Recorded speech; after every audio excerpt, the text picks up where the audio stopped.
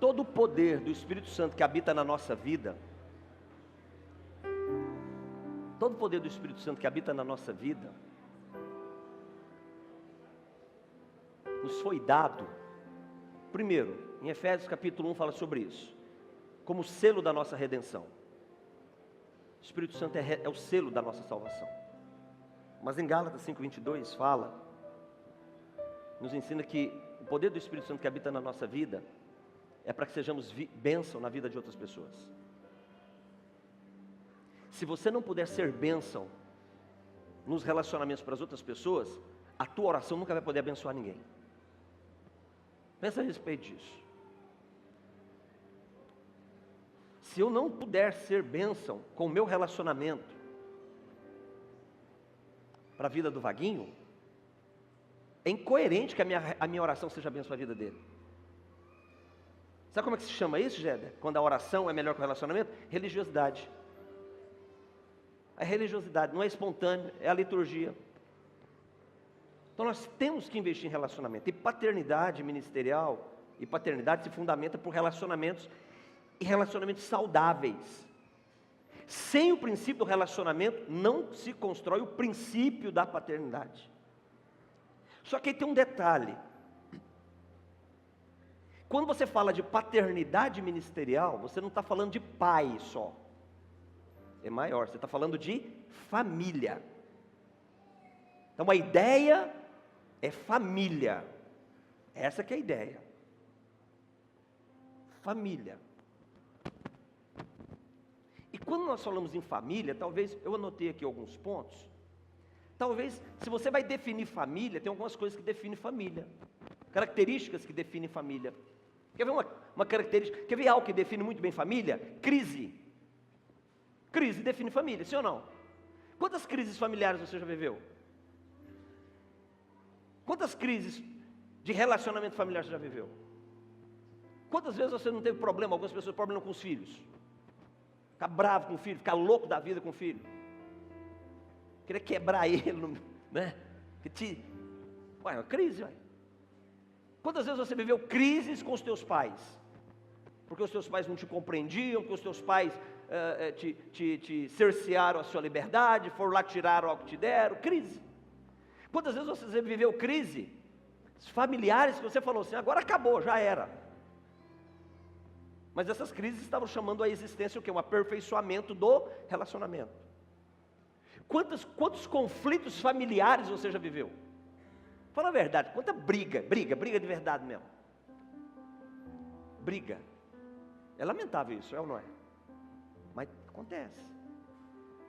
Crises, conflitos, brigas, agressões verbais, fala um monte de bobagem, mulher falando bobagem para o marido, marido falando bobagem para a mulher, esposa desonrando o seu marido, marido desonrando a sua esposa, filhos desonrando os pais, pais não respeitando os filhos, suscitando ira nos filhos. Quantos conflitos, quantas brigas terríveis. Então, quando nós falamos de família, nós precisamos definir família com algumas características, como crises, conflitos. Só que tem um detalhe, eu não posso patrocinar os rompimentos familiares. Você não pode patrocinar o rompimento familiar. Sabe por quê? Porque não existe ex-pai. Existe ex-pai? Não, agora eu briguei, então com meu pai, então agora ele é meu ex-pai. Não existe. Existe ex-patrão, existe ex-empregado, existe ex-pastor, ex-ovelha, mas ex-pai não existe. Ex-filho, não tem jeito. Então, você não pode, eu não posso patrocinar rompimento familiar. Eu tenho que patrocinar e fortalecer a igreja ser uma instituição, um organismo, o que for. A ideia de Deus para a igreja, o propósito de Deus para a igreja é sermos família. Como é que você trata as pessoas aqui dentro? Como é que você chama quem está aí do seu lado? De quê? De quê, irmãos? Aí, ó, já dei a dica, né? De irmãos. Meu pai, meus irmãos. A ideia de Deus, o conceito de Deus, o propósito de Deus é família. Já parou para pensar nisso? Ele terminou aqui na terra ao redor de uma mesa. E Ele vai nos encontrar e nos receber na glória ao redor de uma mesa. As bodas do Cordeiro, uma grande festa. Então é relacionamento, é família, não tem que ter essa ideia de família. Então se você faz parte de uma igreja que entendeu que a ideia é família, e você não está pronto para resolver as crises relacionais, deixa eu dizer uma coisa, você vai sofrer. Você tem que estar pronto. De repente tem uma pessoinha aí do seu lado, que é uma pessoinha, né? Vocês entenderam, né? Mas uma pessoinha, que de repente por ela não entender, o caráter dela não está resolvido e tal, ela é uma pessoinhenta aí do seu lado. Mas é seu irmão. Você vai ter que resolver essa pendência com ele. E Jesus está muito afim de te usar para ser um canal de bênção na vida dessa pessoa. Mas com a ideia de família. Agora tem um detalhe, deixa eu fazer uma pergunta. Quem é que fez curso para família aqui? Não, eu fiz um curso, um treinamento para ser uma família, um membro de uma família excelente. Quem fez aqui? Ninguém fez. Pois é, não existe. Você aprende na raça mesmo. É aquela história, você pega o camarada que não sabe nadar, joga ele no meio da lagoa. Aí ele bate as pernas, bate os braços e vai indo até que chega no barranco, barranco não, voltei para Goiás agora. Chega na margem, não é? Me salvei, é assim. Você aprende na raça. É no esforço. E sabe quando você não sucumbe? Sabe quando você não desiste? Quando o valor da família para mim, para você vale a pena. Aí você não desiste. Quando o valor de uma vida familiar como irmãos, filhos de Deus, valer a pena, você nunca vai desistir dos seus irmãos. E você não vai permitir que vícios comportamentais, que destroem famílias biológicas, destruam a família de Deus. Que tipo de vício? Eu enumerei aqui. O primeiro vício que destrói a família de Deus são as críticas. Mas eu estou falando crítica no sentido ruim. É aquela crítica que não agrega valor, é aquela crítica que não propõe alternativa, é aquela crítica que não me compromete com quem eu estou criticando. Essa é a crítica que não vale nada. Crítica saudável, ela agrega valor, ela aponta direção e ela me compromete com quem eu estou criticando. Essa é uma crítica saudável. Então, Israel, você não está tocando guitarra muito bem. Do jeito que você está tocando aí, as pessoas não estão. Está ruim. Então você podia fazer, aí, ó, entendeu? Então, ó, você podia fazer isso, pegar uma aula, tocar, diminuir o som da guitarra. Não é que está acontecendo isso, mas é diminuir o som da guitarra. E eu estou aqui pronto para te ajudar nas aulas aí, para te melhorar a sua qualidade. Essa é uma crítica saudável. Agora, quando algo é dito e não tem nada disso, eu dizer isso é destrutivo, isso é nocivo, isso não ajuda nada, não resolve nada. E essas críticas, elas destroem, são patrocínios nossos que destroem a família de Deus, igreja. Segundo vício que destrói a família de Deus, a igreja, são as difamações. Lá no Mato Grosso, lá em Dourados não tem, né? Né, pastor Ricardo? Lá no Recife também não tem essas coisas não, mas aqui em São Paulo tem muito disso aí.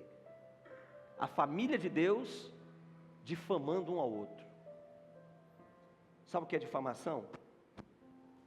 É tudo o que você fala que possa trazer prejuízo para a integridade física, presta atenção, física, emocional, espiritual, familiar, relacional e social das pessoas. Isso é difamação. Mas pastor, é verdade. Opa, é verdade? Vá tratar com a pessoa e seja um agente de mudança para a vida da pessoa, antes de fazer qualquer coisa. Porque tudo que você fizer fora desse canal direto com a pessoa, você está sendo um difamador. Um difamador. Então, vícios que destroem a igreja, em primeiro lugar, são essas críticas que não traz resposta, não agrega valor e não te compromete. Segundo, são as difamações. Terceiro vício que compromete a saúde da família de Deus, da igreja, são as contendas, são as futricas, sabe, são as contendas, aqueles temperos que a difamação deixa, que as críticas deixam, são as contendas, sabe? E a contenda tem tantas derivações. Obrigado, Joe. As contendas têm tantas derivações. Ele planta contenda, ele planta intriga, ele planta desarmonia. Kate? Sabe a Tamara? Você conhece a Tamara? Conhece? Como é que está vocês? Vocês estão bem entre vocês? É? Entendi. Olha, abra o olho com ela, hein? Abra o olho. Ela não é tudo aquilo ali não. Ó. Me faz entender, não tem Deus nesse negócio. Me faz entender, eu tento entender, de verdade, eu tento entender onde tem Deus nessas coisas. Mas eu conversar com a Tamara, nunca fui. Repreender a Tamara, porque se eu estou falando a verdade, nunca fui. Construir um valor na vida da Tamara, nunca fui. Saber o que acontece com a vida da Tamara, eu nunca fui. Mas se difamar e construir um ambiente de contenda, de intriga, de conflito entre vocês, aí eu sou fera, não sou? Isso aqui é o terceiro vício que nós patrocinamos e que prejudica a família de Deus. Você não tem direito de fazer isso, não. Você não tem esse direito, sabe por quê? Porque a família é de Deus. Divisões. Aquela igreja, deixa eu dizer, não existe aquela igreja. Cuidado quando você se referir à igreja, a qualquer igreja, aquela igreja, cuidado, porque você não sabe com quem você está mexendo, você não sabe do que você está falando. Irmãos, nós somos as meninas dos olhos de Deus, a menina dos olhos de Deus, aliás, a menina dos olhos de Deus, a área sensível, uma área que Ele protege. Cuidado! Cuidado com essa provocação de separação, nunca faça isso. Não patrocina divisões, não patrocina rebeldia. Críticas, difamações, contendas, divisões, rebeldia. Quando isso acontece na família de Deus, em uma igreja, está sendo construído um caráter que se refere a uma identidade que não é a de Deus, mas é a de Satanás. E nós não temos o direito de permitir que isso aconteça. Amém? Pastor, como eu resolvo isso? Pensa num negócio simples. Simplicidade não é sinônimo de facilidade. Simples.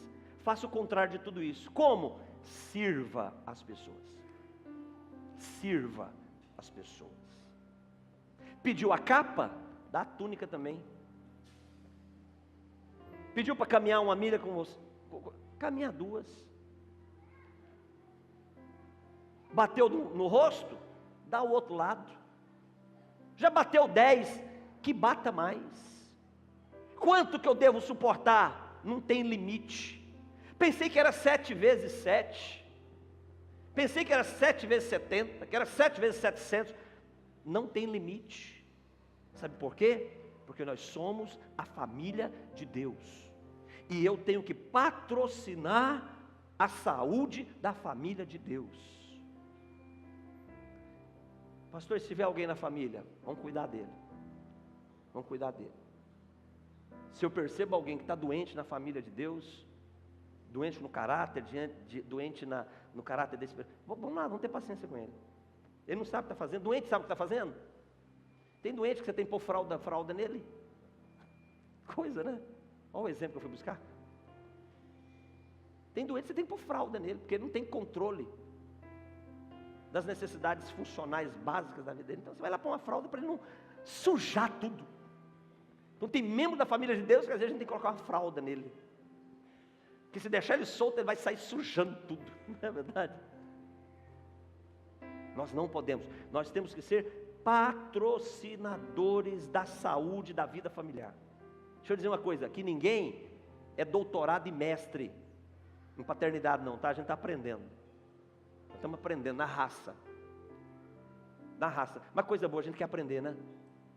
Então, como a gente quer aprender, a chance de acertar aumenta, sim ou não? Nós não vamos desistir da prática do princípio, então isso aumenta a chance de dar certo. Então nós estamos aprendendo.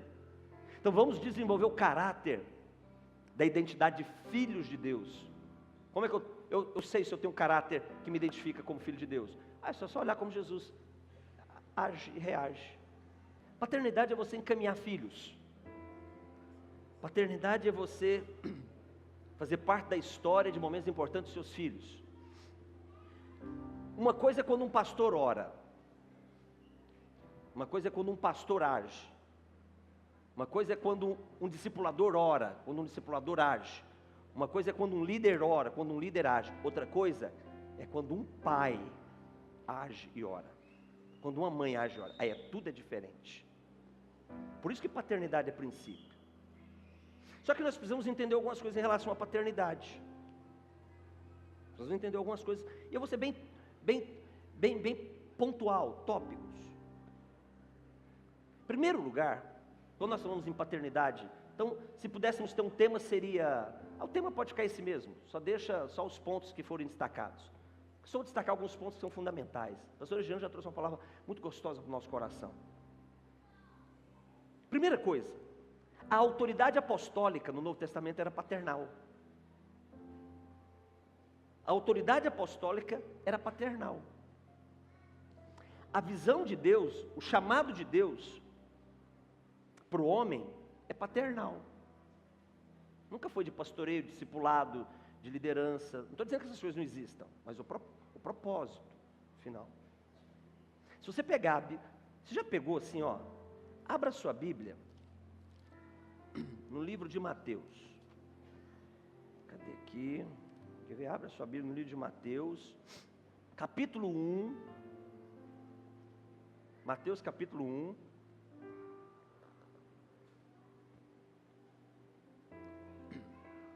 Versículo 1. Eu tenho certeza que se tem um capítulo que muita gente pula na hora de ler, esse aqui. O livro da geração de Jesus Cristo, filho de Davi, filho de Abraão, Abraão que gerou Isaac, Isaac gerou a Jacó, Jacó gerou a Judá e seus irmãos, Judá gerou a Pérez, Pérez a Zera. Percebeu? Deus é geracional. Você vai ver a história do homem sendo contada de forma o quê? Geracional. Você vai ver isso aqui se repetindo aonde? Em Lucas. Você vai ver isso se repetindo no livro de Êxodo várias vezes. No livro de Números, então, perde a conta. Então, a igreja apostólica do Novo Testamento era visão paternidade. A construção da história de Deus para o povo dele era paternal. Era patriarcal. De pai para filho, de pai para filho, de pai para filho, era patriarcal. Então, a bênção de Deus era patriarcal. Então, a bênção que Deus colocou sobre Abraão, ela ia para quem agora? Para quem que ela iria? Para Isaac. Mas antes de Isaac, Abraão pensou que podia ir para Ismael, e não podia. Abraão pensou que poderia ir para Eliezer, que era o servo que trabalhava na casa dele. Abraão chegou um dia para Deus e falou assim: Senhor, eu não posso ter filho, Sara não pode ter filho, então eu estou entendendo que o meu herdeiro vai ser o meu servo, o Damasceno, que trabalha aqui na minha casa. Aí Deus disse para ele: nunca, o teu servo Eliezer nunca será teu herdeiro. Sabe por quê? Porque servo nunca é herdeiro. Para ser herdeiro tem que ter legitimidade, e quem é que é herdeiro é filho, hein? Então será que Deus leva esse negócio a sério? Então lá na origem Deus já disse: a sua herança é para o teu filho. Então, a bênção de Deus sobre o patriarca Abraão alcançou quem? Alcançou quem? A descendência dele. A bênção dele foi para Isaac, de Isaac foi para Esaú, a Esaú pisou na bola, foi para Jacó, de Jacó foi para os seus filhos. Então, a bênção de Deus caminha dentro da visão da paternidade, não da visão de discipulado, de pastor. Estou dizendo que isso é errado, vou repetir isso várias vezes. De liderança, não. A bênção que eu como pastor posso colocar sobre a vida do William é poderosa, sim ou não? Mas ela tem um limite. E ela só pode entregar aquilo que ela tem autoridade para entregar. Um pastor não pode entregar uma bênção ou abençoar num nível que vai além da identidade e autoridade dele sobre as pessoas. Já pensou nisso? Um discipulador, ele tem limite para abençoar. Ele tem limite. Um líder tem limite. Se você pegar na história do povo de Israel, você vai ver eles sempre resgatando a autoridade da bênção que estava sobre eles. Meu pai Abraão, pai Isaac e pai Jacó. Então, nós precisamos entender que, quando o assunto é paternidade, existe uma autoridade sobre, que o Senhor vem registrando. Eu separei alguns textos aqui, principalmente no Novo Testamento, para consolidar esse assunto para você. Porque senão fica muito discurso, muita eloquência, que é legal e tal, mas o que a gente precisa é disso aqui, é de Bíblia. Então, o que Deus fala? Qual era a visão apostólica de paternidade? 1 Coríntios 4,15. Vamos ver como Paulo entendia a paternidade, como é que Paulo entendia a questão de discipulado, como Paulo entendia a questão de liderança, de pastoreio, como é que Paulo entendia a questão disso tudo e da relação dele com pessoas que ele gerou. Como é que Paulo entendia? Qual era a mente de Paulo para isso? Está aqui em 1 Coríntios 4,15. Olha o que Paulo diz. Paulo, ele entende assim, ó, ainda que vocês tenham milhares de preceptores. O que são preceptores? Líderes, guias, pessoas de influência sobre você, pessoas que te dão encaminhamento, pessoas que te dão direção, pessoas que estão ali agregando valor. Então Paulo diz, ainda que vocês tivessem milhares de pessoas que chegaram antes de mim na vida de vocês e agregaram valores na vida de vocês, ele diz, em Cristo,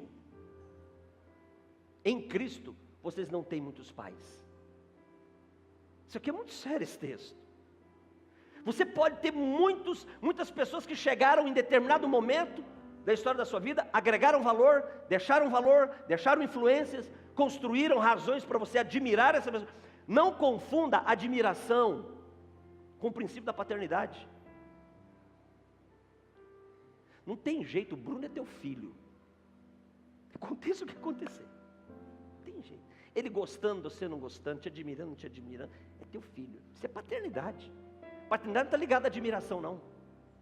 Então, independente do momento que alguém te influenciou, agregou valor, cuidou de você, te amou, te presenteou, Paulo está dizendo, porque ainda que tivesses milhares de preceptores em Cristo, não teríeis, contudo, o quê? Muitos pais. Por que não tem muitos pais? Aí Paulo está dizendo, porque eu vos gerei em Cristo pelo Evangelho. Paulo está dizendo, eu gerei. Aqui ó, o útero é meu. O útero é meu. O DNA é meu. Tudo que te nutriu, enquanto você estava no ventre espiritual, vamos dizer, na imaturidade espiritual, foi de mim. O leite que você mamou foi o meu. Colostro é meu.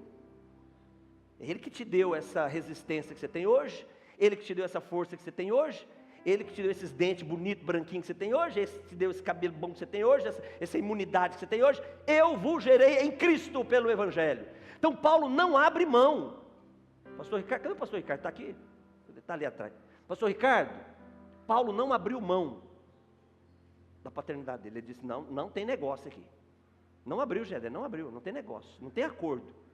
Ele admite a hipótese de muitas pessoas serem discipuladas, muitas pessoas discipularem os filhos dele, mentorear os filhos dele, pastorear os filhos dele. Peraí, o seu filho, você conhece pessoas que os filhos são pastoreados por outros pastores, não conhece? Não conhece? Conhece, pastor Géder? Conhece, Ricardo? Conhece? Mas quem é o pai? Eu que sou o pai. Aquele é o pastor dele. Então, Paulo admite a ideia de um filho ministerial ser pastoreado por outro, discipulado por outro, mas ele diz o seguinte, mas você não tem muitos pais, não. Não existe muito. Pai é só um. Só um. A sua herança vem dele. O legado excelente seu vem dele. Isso é muito sério. Então, em primeiro lugar, a visão.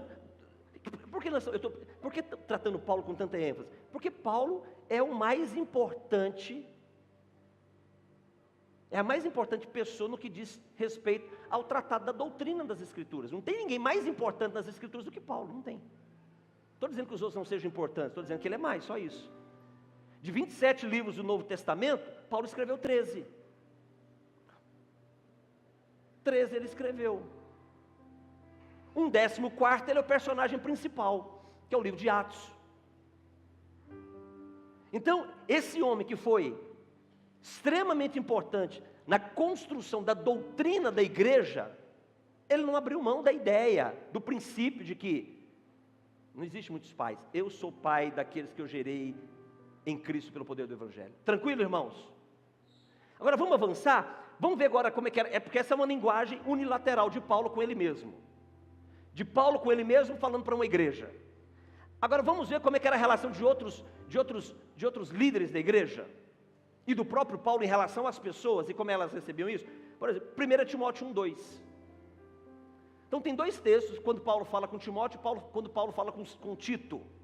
Então 1 Timóteo 1:2, Paulo escreve uma carta para Timóteo, e quando Paulo escreve essa carta para Timóteo, Paulo diz assim: Timóteo, verdadeiro filho na fé.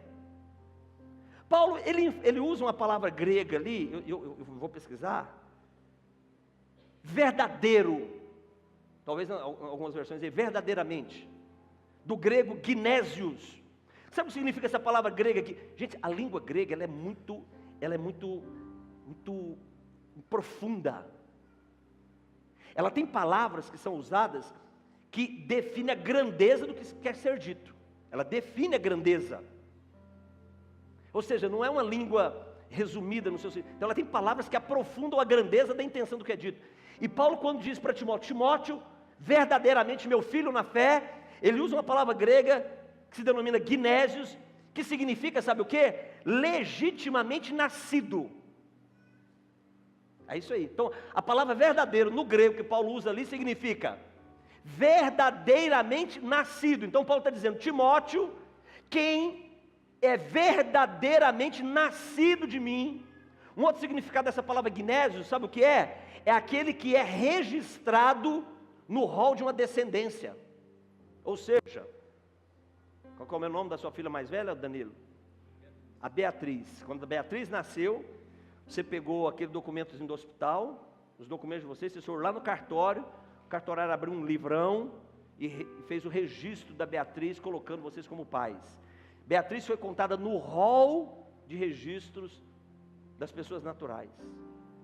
É isso aqui que Paulo está falando aqui, ó, quando ele usa a palavra verdadeiro. Ó, será que ele estava colocando ênfase nessa proposta, pastor Alexandre? É isso que ele está dizendo. Verdadeiramente nascido, consta no rol da minha descendência. A mesma palavra grega ele usa para Tito, lá no capítulo 1, versículo 4. Mesma palavra. Tito, vira a Bíblia aí. Tito 1:4. Ele usa a mesma palavra. A mesma palavra. Tito está depois de Timóteo. Só virar as páginas assim que chega lá. Tito 1:4. Tito, verdadeiro filho, segundo a fé comum. Ele usa a mesma palavra, gnésio, a mesma palavra dizendo, legitimamente nascido de mim, consta no rol de nascidos, consta no rol dos meus descendentes, está registrado. Está registrado. Então era essa a ideia de Paulo quando falava com aqueles que ele gerou. Paulo não tinha dúvida. Paulo não está dizendo assim: minha ovelha Tito, minha ovelha Timóteo, meu discípulo amado. Não tem discípulo amado, não. Tem filho amado. Paulo, irmãos, o apóstolo Paulo nunca teve discípulo, sabia disso? Nunca teve. Você não vai encontrar em nenhum lugar nas escrituras referência a discípulos de Paulo. Você não vai, aliás, você vai encontrar sim. Antes dele se converter. Antes de Paulo se converter, ele era perseguidor da igreja. E como perseguidor da igreja, ele tinha discípulos. E como agora anunciador do evangelho, ele é pai. Oh, coisa linda, totalmente diferente. Então, como perseguidor, ele tem discípulos. E como pregador do evangelho, anunciador do evangelho, ele não tem discípulos, ele tem filhos. Por que era importante essa ideia? Porque Paulo precisava construir uma história onde ele era apenas o começo. Entenda isso, irmãos. Só filho continua. Só filho continua, irmãos. Nunca se esqueça disso. Porque filho herda. Filho herda. Quem aqui já não sonhou em ser filho de um pai rico? Poxa vida, podia ter nascido lá nas mansões do Morumbi, de Moema, dos Jardins. Podia ter nascido lá na Flórida, em Miami. Podia ter nascido lá, né, em Nova York, na ilha de Manhattan, né, nas cercanias lá de Wall Street, né, para ter uma descendência. Aí Jesus vai lá e faz nós nascer aqui, né? Glória a Deus por isso. Algum propósito ele tem nesse negócio bom demais. Então é filho que herda. E o filho herda sem precisar brigar por isso, ele tem direito, é legítimo. Então era essa a ideia. Olha, João, como é que João tratava também? Vamos falar de um personagem diferente? João, o apóstolo João. Primeiro a João, primeira carta de João. Ele escreve para a igreja. Como é que ele fala com a igreja? 1 João capítulo 2, versículo 1. E depois você já deixa engatilhado aí, terceira carta de João, capítulo único, né? Que é 1:4. Olha como João fala com a igreja. Filhinhos, o quê? Meus. Essas coisas vos escrevo para que não pequeis. Se todavia alguém pecar, temos um advogado junto ao Pai. Gente, essa linguagem, fala a verdade, não combina com a linguagem de um pai? Não combina? Envolve, abraça. Agora, olha, terceira carta de João, versículo 4. Terceira carta de João, versículo 4. Coloca lá. Não tenho maior alegria do que esta. Qual é a alegria dele? De ouvir que os meus filhos andam na verdade. Nas duas referências bíblicas que nós colocamos aqui, o apóstolo João, ele usa uma palavra grega para definir filho. São várias palavras gregas que definem filho. Tem várias. Se você for estudar, aprofundar, você vai encontrar várias palavras gregas para falar de filho. Mas João usou aqui, tanto no capítulo 2 da primeira carta, como no versículo 4 da terceira carta, ele usou uma palavra grega para definir filhos, que é a palavra teknon, ou teknion. Que significa o que essa palavra? O que ela traduz? Uma das traduções dessa palavra é o seguinte: era a forma como o mestre, ele se dirigia a alguém que ele estava ensinando, mas que ele tinha tanto afeto, tanta responsabilidade, tanto comprometimento com aquela pessoa, que usar a palavra aprendiz e discípulo não era bastante para dar o significado na grandeza do que ele estava fazendo. Então ele usava teknon, que também significa, essa palavra teknon, significa um relacionamento íntimo, sem reserva, transparente, sem limite, da mesma forma de um pai biológico com seu filho biológico. É o que essa palavra teknon significa. Então, João, ele entende que ele não é o pai biológico daquela turma.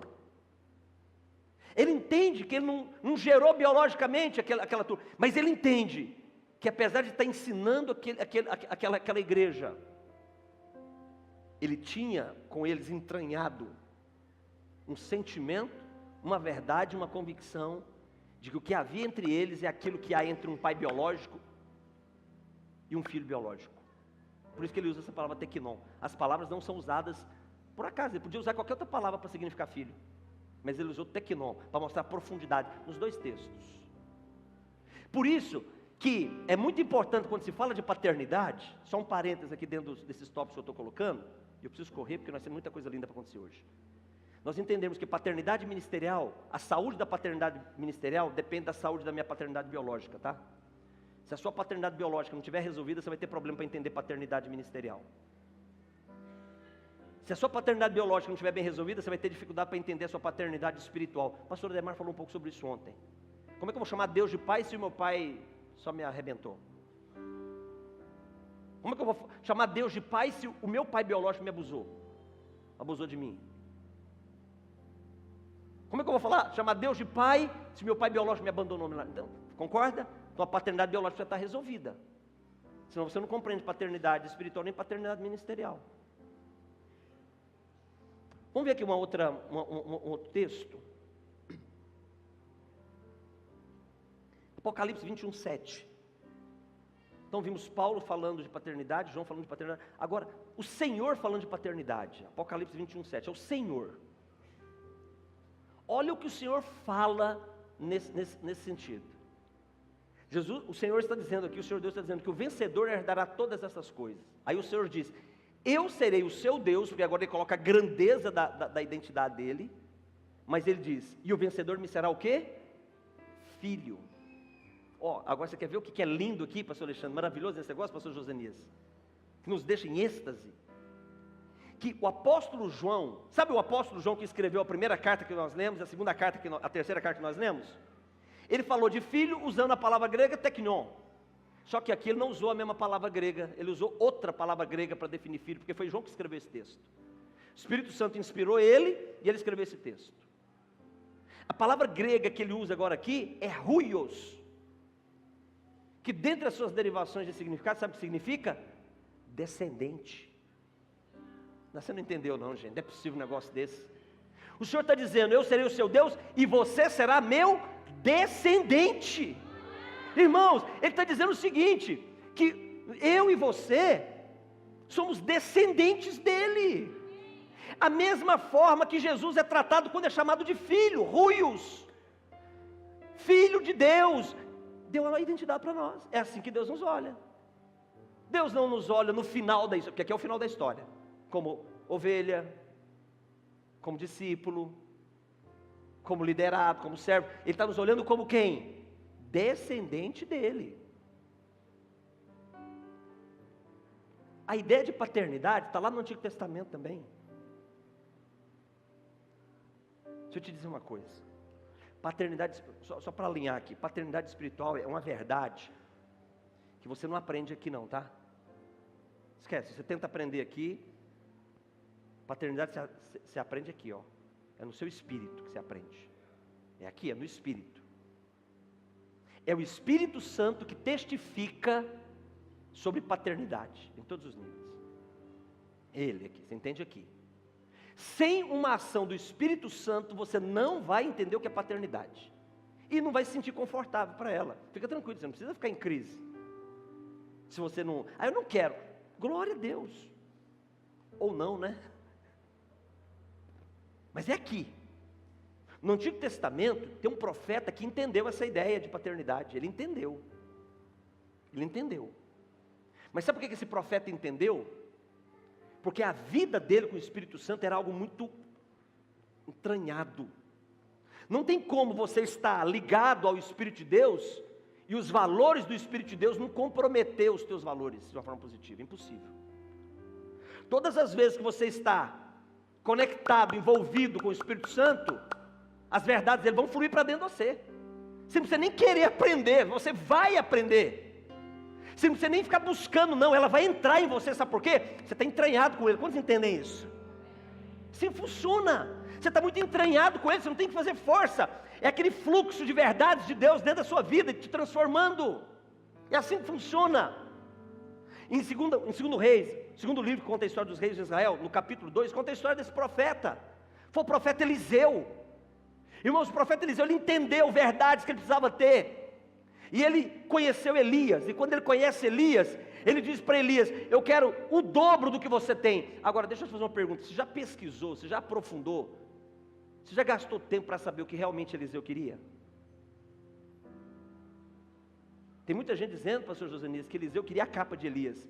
Aonde está escrito isso? Quem foi o professor dessa matéria? De que Eliseu queria a capa de Elias. Eliseu nunca desejou a capa de Elias. Ele nunca pediu a capa de Elias. Ele só queria ter 2 vezes mais do que Elias tinha. Aí eu fico me perguntando, o que Eliseu estava vendo em Elias que ele queria 2 vezes mais? Não era capa, irmãos. Não era capa. O que Eliseu estava vendo no Elias que ele falou assim, não, eu quero o que ele tem. Elias tinha coisas muito especiais, tá? Elias não era um homem comum, não. Porque se ele fosse comum, ele não teria sido arrancado dessa terra num redemoinho e levado para o céu. Se ele fosse um homem comum, com valores comuns, não. Jesus queria ele depressa perto dele. O pai queria Elias perto dele depressa demais. Quando Elias, ele ouve esse desejo de Eliseu, ele diz, tudo bem, se você não me perder de vista, você recebe.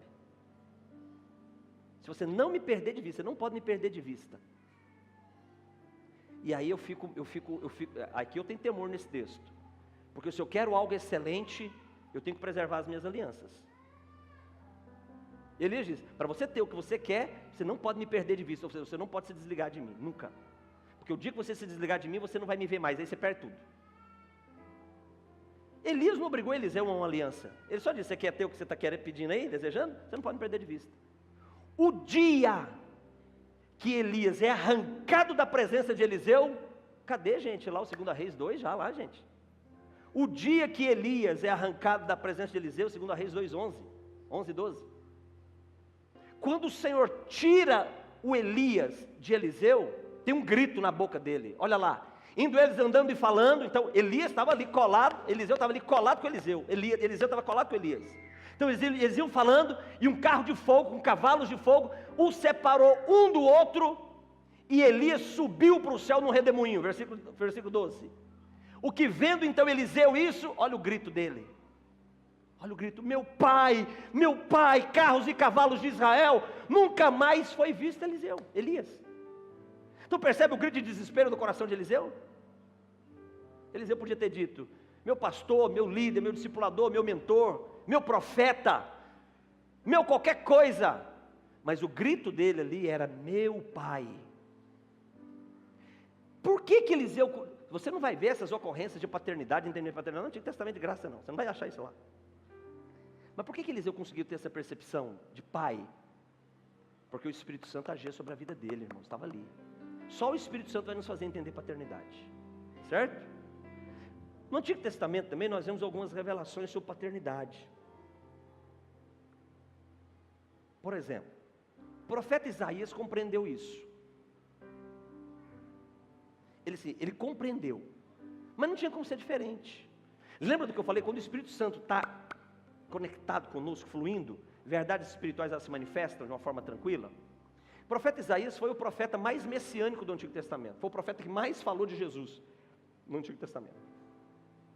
O profeta Isaías foi o profeta que mais falou do Messias, que mais falou daquele que viria para resgatar a humanidade, do Filho, foi o que mais falou. Então, Isaías tinha essa ideia de Jesus como Messias, o Filho de Deus, muito clara dentro dele.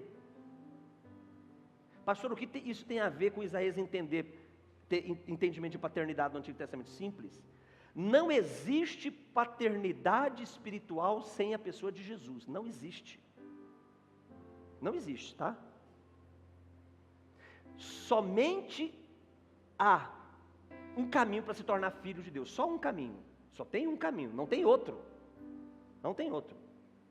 Evangelho de João, capítulo 1, versículo 12. Evangelho de João, capítulo 1, agora é o Evangelho, não são as cartas não. Evangelho de João, capítulo 1, versículo 12. Só tem uma forma de sermos feitos filhos de Deus. Só uma forma. Evangelho de João, capítulo 1, versículo 12. Mas a todos quantos o receberam, deu-lhes o direito de serem feitos filhos de Deus. Só a partir da pessoa de Jesus. Teknon, a palavra filho ali. Legitimamente nascido. Só é legitimamente nascido de Deus quem recebe a Cristo como seu Senhor.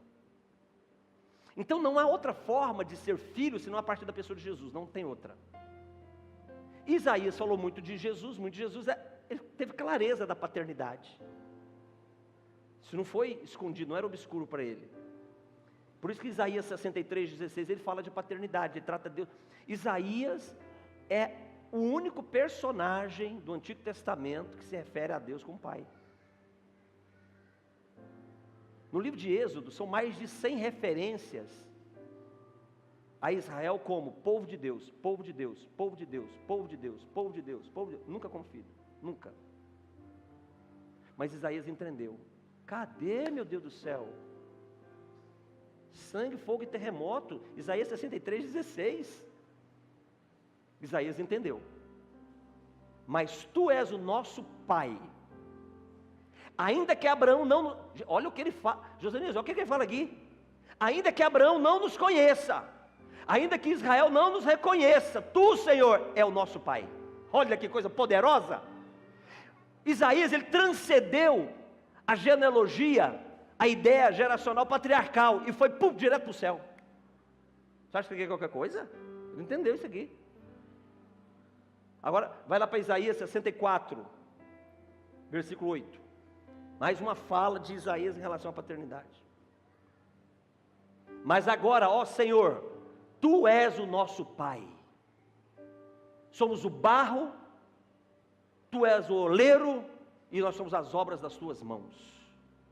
Olha só, eu sou obra das mãos de um pai. Eu não sou obra das mãos de um Deus pastor, de um Deus discipulador, de um Deus mentor, de um Deus líder. Eu sou obra das mãos de um Deus Pai, Abba, Pai. É isso que eu sou.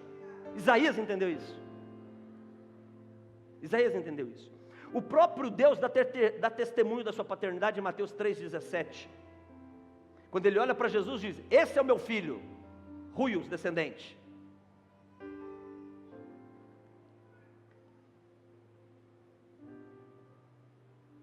Não é o pai que escolhe o filho, é o filho que escolhe o pai. São ações diferentes. Lucas 15, tem 3 parábolas que são contadas ali em Lucas 15, 3 parábolas. Começa com a parábola da ovelha perdida, começa com a parábola da dracma perdida, e a terceira parábola é a parábola de quem? Do filho pródigo. Não é o pai que escolhe o filho, é o filho que escolhe o pai. Não é o pai que vai atrás para ter filho, é o filho que busca ter um pai para ter uma história e uma descendência. Na parábola de Lucas 15, quando a ovelha está perdida, qual é o processo para restaurar a história? Qual é o processo? A ovelha volta para o aprisco? A ovelha volta para o aprisco? O pastor vai atrás da ovelha. Pastor vai atrás da ovelha. Amanhã nós vamos aprender a diferença de pastor, líder, discípulo, tudo isso aí. Todo pastor tem que ir atrás da ovelha. E está lá na parábola, o pastor foi atrás da ovelha perdida, foi ou não foi? Na dracma perdida, ali fala de gerar discípulos, porque no final do exemplo da dracma perdida diz, é assim que Deus quer fazer com o pecador, não é? Então ali é fazer discípulos para Jesus. Quem foi atrás da dracma perdida? O pregador, o discipulador, o líder. Mas na parábola do filho pródigo, o pai não sai de casa. O pai não sai de casa, porque quem abandonou a casa foi o filho. Quem tem que voltar? Quem tem que voltar? Porque ele tem valor para voltar. E qual o valor que ele tem para voltar? Saber quem ele é. Na casa do meu pai, lembra o que ele diz? Os empregados lá vivem melhor do que eu estou aqui querendo comer a comida do porco, e nem a comida dos porcos eles me dão. Vou voltar para a casa do meu pai. Se meu pai me receber como um empregado dele, um servo dele, eu vou ter uma vida melhor. Ele volta para cá. Quando ele volta para a casa do pai, o que o pai faz? O pai coloca ele na linhagem da herança de novo, que ele já havia recebido antes, gastado tudo, e o pai agora dá o direito para ele receber uma nova herança depois. Então tem diferença de paternidade. Pastor, eu sou obrigado a ser filho? Não, você não é obrigado a nada. Quem disse que você é obrigado a alguma coisa? Nós não somos obrigados a nada. Mas temos que ser responsáveis pelas nossas escolhas. Discípulo recebe o que discípulo recebe, ovelha recebe o que ovelha recebe, servo recebe o que servo recebe, e filho recebe o que filho recebe. Amanhã nós vamos aprofundar nesse assunto. Pastor, por que não vai concluir hoje? Porque nós precisamos deixar alguns testemunhos dessa vontade de Deus de gerar e encaminhar filhos. Hoje nós temos dois momentos muito importantes para acontecer hoje. Primeiro, hoje nós vamos não reconhecer apenas, nós vamos ordenar, nós vamos ungir o pastor Bruno ao ministério pastoral hoje. Pastor Bruno, vem cá, pastor Bruno, vem cá com Jaqueline, porque sem a Jaqueline você não é pastor de nada. Hoje nós vamos reconhecer o pastor Bruno, ungindo ele, ordenando ele. Toda hora que a Gigiana precisava das pessoas, elas não estavam aqui, agora eu preciso dela, ela que não está. Alguém chama a Gigiana lá. Nós vamos ordenar o pastor Bruno ao ministério pastoral. O pastor Bruno é um filho ministerial que Jesus tem nos dado, que já caminha conosco há um bom tempo. Já pastoreia um rebanho há um bom tempo, cuida de um rebanho há um bom tempo, mas o óleo não tinha descido na cabeça dele ainda. E isso é importante. Você vê como é que é importante? Davi, ele foi ungido 3 vezes para níveis diferentes. Mas enquanto ele não foi reconhecido por todos os anciãos, ele não pôde governar sobre toda a nação. Então hoje você governa, você dirige, você abençoa, pastoreia um rebanho, com muita qualidade, com muita eficácia. Mas tem que ter uma autoridade de cima para baixo. E a unção pastoral, ela fala sobre isso. A unção pastoral é quando pessoas reconhecem, o céu aprova e você recebe. É assim que funciona. Então, a sua vida já não era fácil até agora. Agora vai ficar mais exigente. Porque agora você não testemunha do serviço pastoral. Porque nós pensamos que nós temos que dar testemunho do serviço pastoral, e não é. Agora você testemunha da unção pastoral que o Senhor coloca sobre a sua vida. Então, primeira instância, antes, o seu caso era com as pessoas da igreja, com as ovelhinhas que estavam ali, aquelas ovelhinhas que estão tentando entender se é filho, se não é, umas ovelhinhas que não é ovelhinha, era bode, aquela coisa toda, não é? Agora não. Agora é com a autoridade que vem sobre você, é com Ele.